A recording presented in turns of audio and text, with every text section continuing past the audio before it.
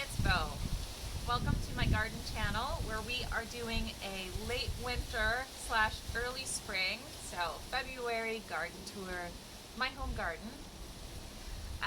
So some of the highlights today will be looking at hellebores and some of the plants that are starting to bloom already for spring. So hellebores are a very famous, well-known winter flowering plant, and they're also full shade plants. So these are two ways that they're really useful. If you have pets, you might want to look to see if they're on the ASPCA, toxicity list. They are pretty poisonous, but they're also a very common garden plant, and I know my cat doesn't eat them. So this one is the Penny's Pink, although I always call it Penny's Purple because it looks purple to me. It's widely available. I think I got this from Home Depot. And this one that's in the sun, a little bit more sun, definitely blossoms earlier than the one that's farther back in the shade. I do have some pretty heavy aphid infestation right now. This is just a little bit. What I do, show you the violence, is I just kind of smush them, so thumb and forefinger. I don't use chemical controls. I haven't had to.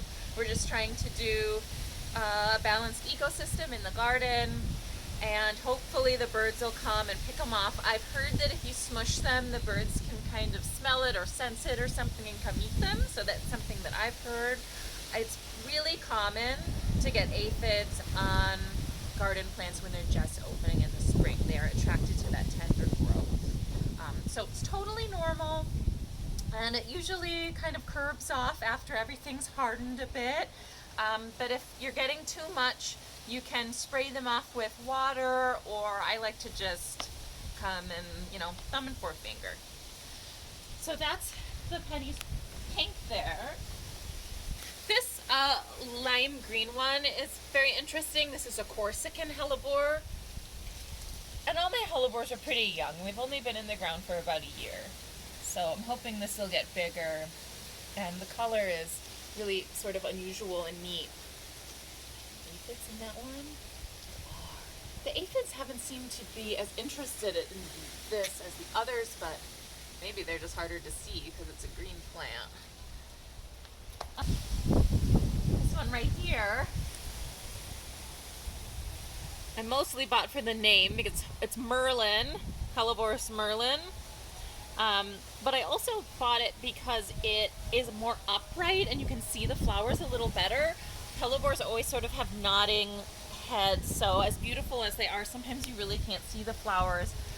Some people like to float the flowers in a little bowl of water so you can really see them.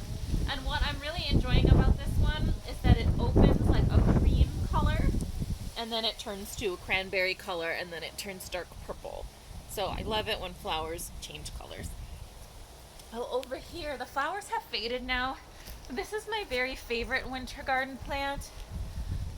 Trying not to compress the soil here. The flowers have faded, but this is my winter daphne, and she greeted us with the most wonderful perfume scent every time we went up and down the stairs and in and out of the house. So another classic winter bloomer, and you've got to have a winter daphne if you can have one in your climate. They are divas and they're temperamental, and I've heard that even the best gardeners can have theirs just up and die, but I wouldn't dissuade you from trying it because the smell is really worthwhile.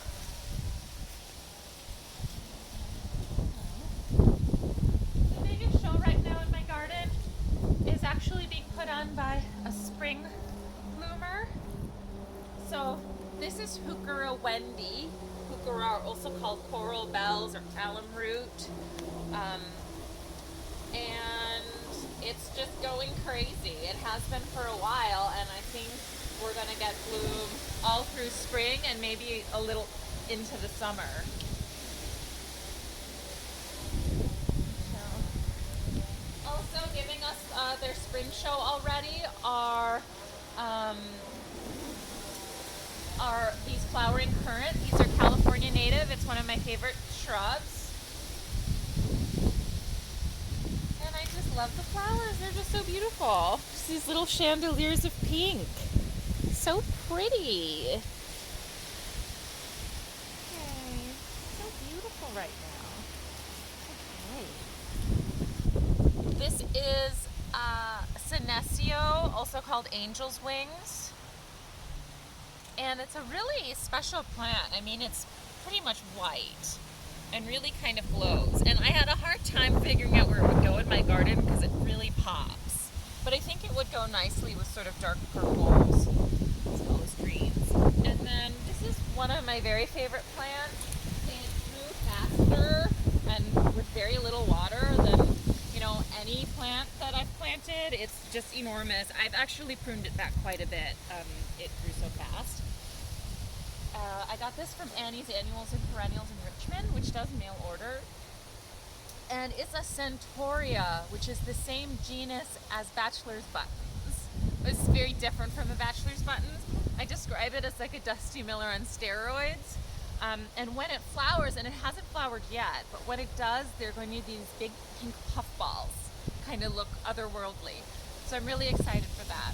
If you want a big bam wham of silver in your landscape, a wonderful backdrop for other plants, when these roses are flowering, having this in the background is so beautiful.